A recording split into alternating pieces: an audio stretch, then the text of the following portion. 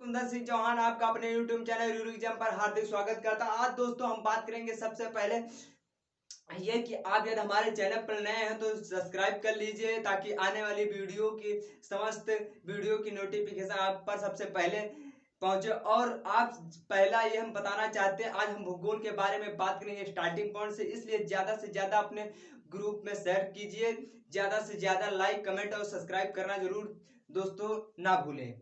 और ये हम बताना चाहते हैं कम से कम 500 लाइक तो होना अनिवार्य है इस वीडियो में दोस्तों।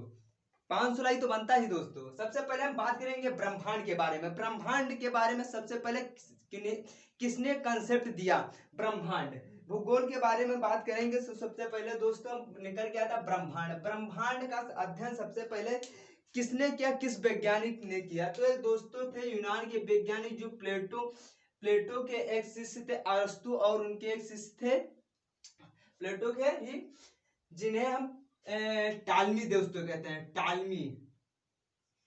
टालमी दोस्तों कौन थे? टालमी ने एक कंसेप्ट दिया। सबसे पहले अध्ययन करने का श्रेय सबसे पहले उन्हीं को जाता है। टालमी ने सबसे पहले अध्ययन किया कब? 140 ईस्वी में। तो उन्होंने अध्ययन किया तो बताया, अध्ययन किया सब ब्रह्मांड का सबसे पहले जो अध्ययन करने वाले व्यक्ति थे तो दोस्तों टालमी थे। जो टालमी ने अध्ययन किया तो यह बताया कि ब्रह्मांड के केंद्र में पृथ्वी है। उन्होंने क्या बताया कि ब्रह्मांड के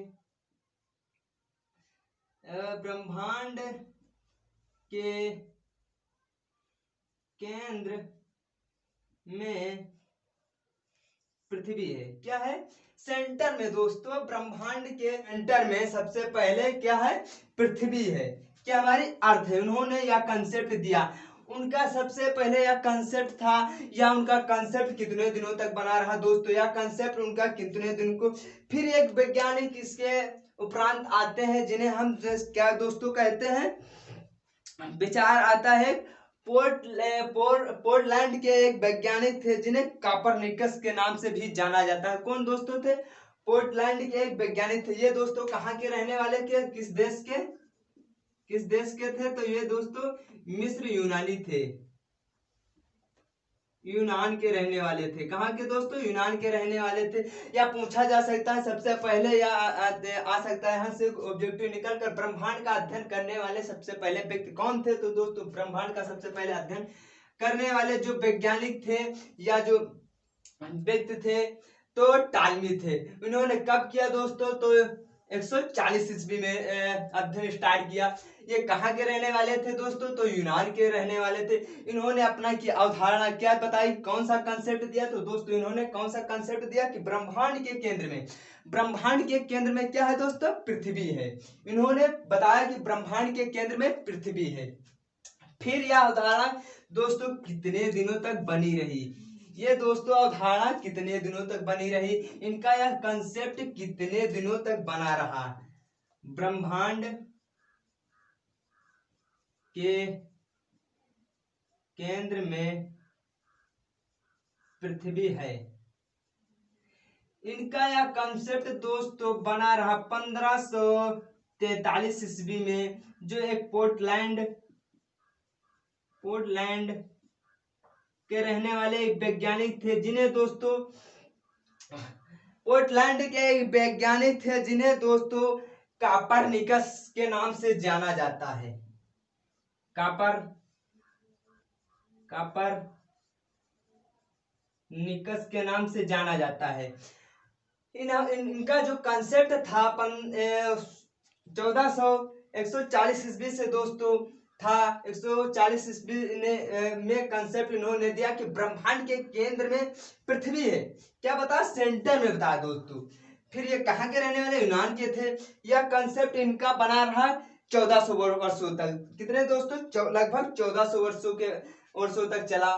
फिर एक वैज्ञानिक थे दोस्तों जो पोर्टलैंड के रहने वाले थे, जिन्हें कापरनिकस के नाम से जाना जाता है। उन्होंने यह कंसेप्ट को बर्खास्त कर दिया। क्या कर दिया कि इनका एक कंसेप्ट जो है टालमी का, ये कंसेप्ट दोस्तों गलत है। तो इसके बाद कौन कंसेप्ट इन्होंने दिया? इन्होंने क्या कंसेप्ट दिया कि ब्रह्मांड के केंद्र में सूर्य है। कापरनिकस ने कौन सा सिद्धांत दिया क्या कंसेप्ट दिया दोस्तों? ब्रह्मांड के केंद्र में सूर्य है दोस्तों। या जो कापरनिकस ने यह कंसेप्ट दिया तो थोड़ा दोस्तों सही था। इसी के कारण ही कापरनिकस को भूगोल का जनक कहा जाने लगा। क्या कहा जाने लगा? फादर्स ऑफ जियोग्राफी किसे कहा जाने लगा? किसे कहा जाने लगा? कापरनिकस को।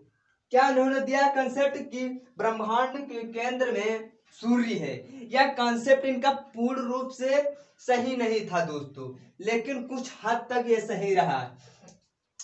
सबसे पहले कंसेप्ट टालमी ने दिया। यहीं से टालमी के जब इन्होंने बताया, यहीं से ब्रह्मांड और भूगोल के अध्ययन स्टार्ट हुआ या शुरू हुआ। कहां से? टालमी के सिद्धांत से।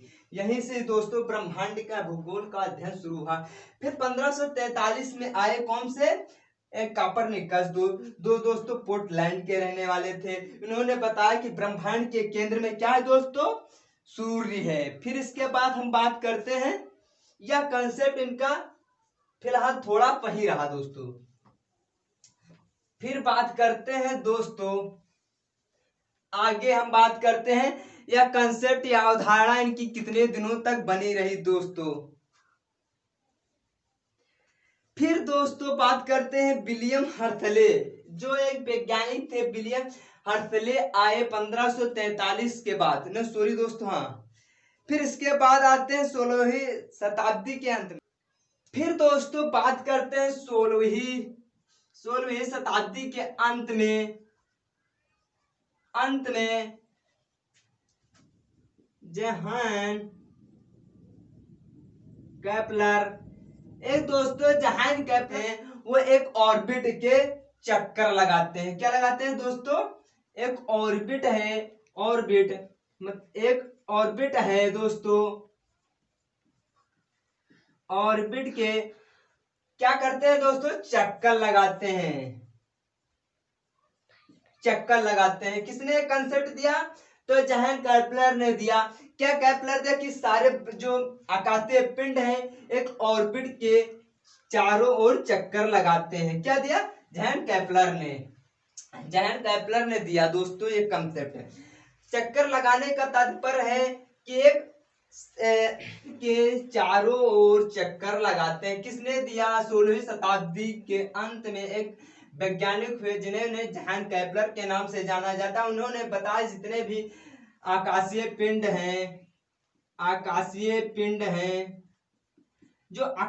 पिंड हैं दोस्तों एक ऑर्बिट के चारों ओर चक्कर लगाते हैं।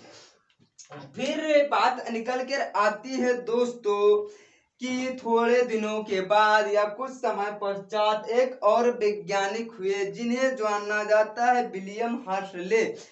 विलियम हर्शले ने बताया दोस्तों।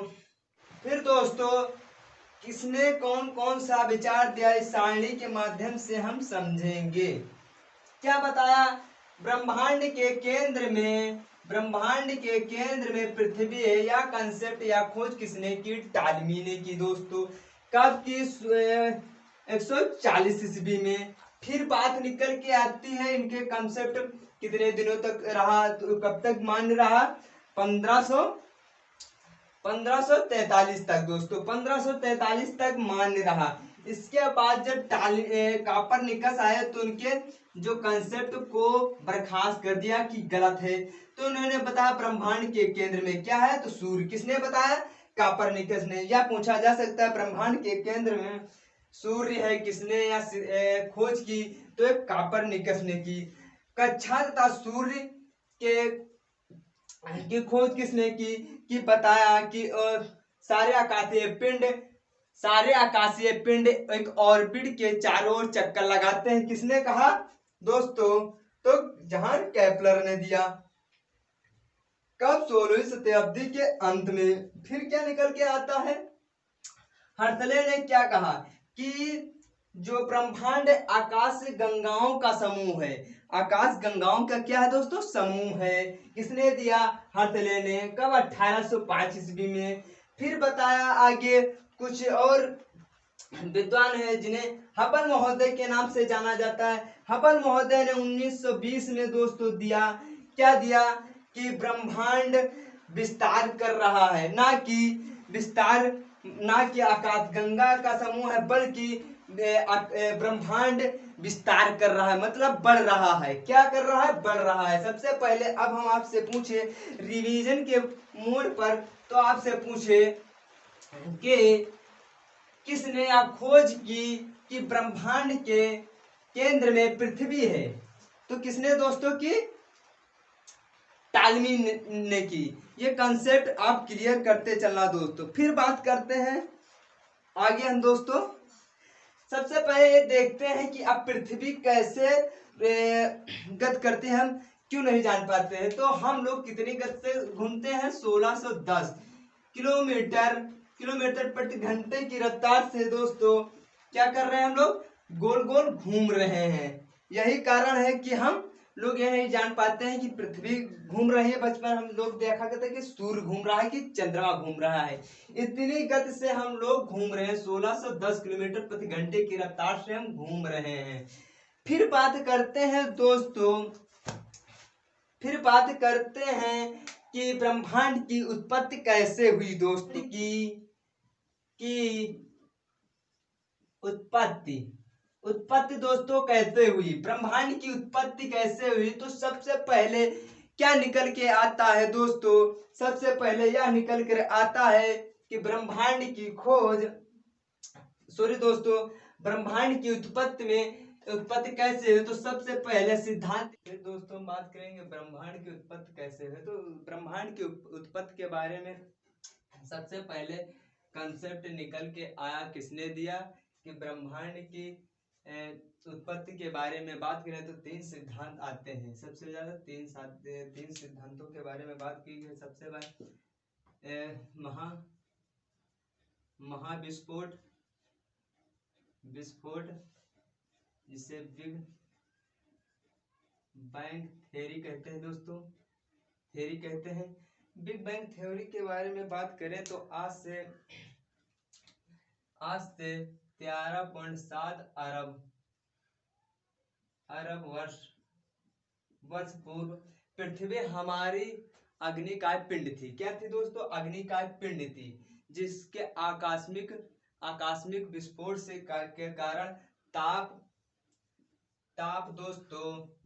और दाब और घनत्व के कारण आकस्मिक विस्फोट हुआ। आकस्मिक विस्फोट होने से कारण जो विस्फोट हुआ उसी को महाविस्फोट या बिग बैंग कहा गया। किसके? आज से 13.7 अरब वर्ष पूर्व पृथ्वी क्या थी? अग्निकाय पिंड थी। अग्निकाय पिंड थी जिसके ताप और दाब और घनत्व के कारण आकस्मिक विस्फोट हुआ, जिस विस्फोट को महाविस्फोट कहा गया। इस महाविस्फोट को सबसे पहले किसने बताया कि पृथ्वी की उत्पत्ति कैसे बताई गई ब्रह्मांड की? तो दोस्तों जॉर्ज लेमेंटियर ने बताया। जॉर्ज लेमेंटियर ने बताया कब दोस्तों अपना सिद्धांत दिया? 1894 से 1896 के बीच में। उन्होंने बताया कि ब्रह्मांड की उत्पत्ति ऐसे है, लेकिन इसको अप्लाई कैसे हुई, इसकी व्याख्या दोस्तों किसने की? तो दोस्तों रॉबर्ट बगोनर ने की। कब? 1967 में की। उन्होंने बताया कि महाविस्फोट की व्याख्या की, मतलब महाविस्फोट के बारे में कि ब्रह्मांड की उत्पत्ति महाविस्फोट की थ्योरी ज्यादा मान्यता प्राप्त है। लेकिन उन्होंने ये थ्योरी किसने दी? जॉर्ज लेमेंटियर ने दी। लेकिन जॉर्ज उदाहरण के तौर पे बताएं तो इन्होंने ये व्याख्या है कि ये क्या है। सपोज मान लीजिए एक मार्कर है, मार्कर के बारे में हम बता दें मार्कर है, लेकिन इसकी गुणवत्ता का बखान ना करें, तो इसी को जॉर्ज लेमेंटियर ने बता तो दिया, लेकिन इसकी बखान किसने की? रॉबर्ट बगोनर ने। कब? 1967 में। या पूछा जा सकता है महाविस्फोट का सिद्धांत किसने दिया? तो जॉर्ज लेमेंटियर ने दिया। कब दिया? तो 1894 से 96 के बीच। फिर रॉबर्ट बगोरन ने अप्लाई किसने किया, व्याख्या किसने की, तो रॉबर्ट बगोरन ने की। फिर दोस्तों बात करते हैं जब आज से 13.700 वर्ष पूर्व, अरब वर्ष पूर्व पृथ्वी क्या थी, अग्निकाय पिंड थी। तो आकस्मिक विस्फोट हुआ जिसके कारण पदार्थों की रचना हुई, के ताप और दाब और घनत्व के कारण क्या हुआ, विस्फोट हुआ, जिससे ब्रह्मांड में आज भी विस्फोट हुए, जिसके कारण से बहुत से पदार्थ निकले जो आज भी ब्रह्मांड में बिखर गए, जो आज भी घूम रहे हैं। यही सिद्धांत इन्होंने दिया। क्या दिया कि ताप और दाब के कारण आज से अरब क्या अग्नि का पिंड थी पृथ्वी। अब फिर बात करते हैं दोलन से या सामान्य अवस्था, सामान्य अवस्था सिद्धांत। सामान्य अवस्था सिद्धांत के बारे में दोस्तों बात करें तो ये किसने दिया, कैसे हुआ। सामान्य अवस्था सिद्धांत का मानना था जिसे स्टैटिक थ्योरी। इसमें क्या बताया गया दोस्तों, कहा गया कि पृथ्वी में कुछ बदलाव नहीं था, ब्रह्मांड में कुछ बदलाव नहीं था, शाश्वत जैसा था पूर्व में आज वैसा पूर्व में था। यह किसका मानना था, यह दोस्तों हरमन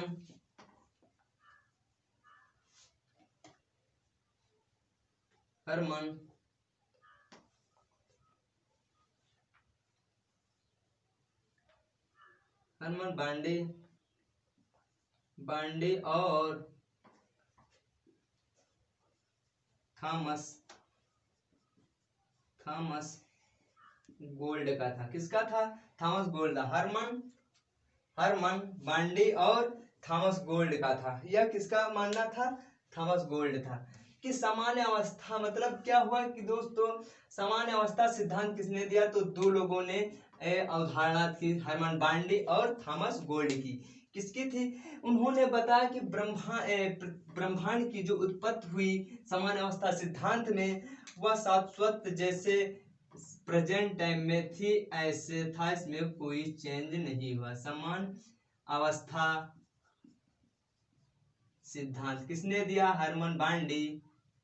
हरमन बांडे और थॉमस गोल्ड ने दी। किसने दी, थॉमस गोल्ड और हरमन बांडे ने दी। उन्होंने बताया कि अब इसके बारे में जानते हैं कि समान अवस्था क्या है। तो मतलब बताया कि ब्रह्मांड में कोई चेंजिंग नहीं हुई, शाश्वत जैसा था वैसा ही दोस्तों रहा। किसने कहा, हरमन बांडे ने कहा और थॉमस गोल्ड ने कहा। फिर बात करते हैं एक सिद्धांत और निकल कर आता है दोलन सिद्धांत। दोलन का सिद्धांत, दोलन सिद्धांत के बात करें इसमें थॉमस, इसे गोल्ड ने दिया। कौन सा, समान अवस्था सिद्धांत तो हरमन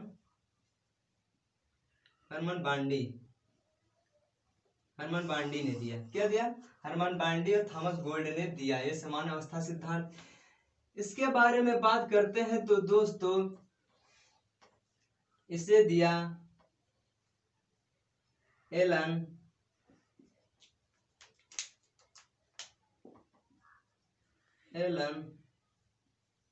ए साइंज ने दिया। एलन ए साइंज ने दिया कि दोलन मतलब दोलन सिद्धांत के बारे में दोस्तों बात करें तो दोलन सिद्धांत क्या है इसके बारे में थोड़ा जान कि ब्रह्मांड में कि बताया कि किसी वायु बल के कारण गत हुई जिसके कारण उसमें गत उत्पन्न हुई, कोई बाह्य बल के कारण, तो आज भी वो घूम रहा है। उनका यह मानना था कि कोई बाह्य बल के कारण गत हुई और जो गत आज भी विद्यमान है। उनका किसका मानना था, एलन साइन का। किसने दिया दोलन सिद्धांत, एलन साइन ने बताया कि वही कोई वायु बल के कारण गत हुई जो आज भी वो गत विद्यमान है, गत या चालू रही। किसने दिया, एलन साइन ने दिया। उनका मानना था, अलग अलग वैज्ञानिक है, अलग अलग अपने अपने अवधारणा दी ब्रह्मांड के बारे में दोस्तों, कि उत्पत्ति कैसे हुई, क्या हुआ, सबके बारे में हम डिटेल से बात ना करके जो जितना परीक्षा की दृष्टि से समय को ध्यान रखते हुए हमने बात की। फिर मिलेंगे एक नए वीडियो के साथ, तब तक के लिए नमस्कार, धन्यवाद।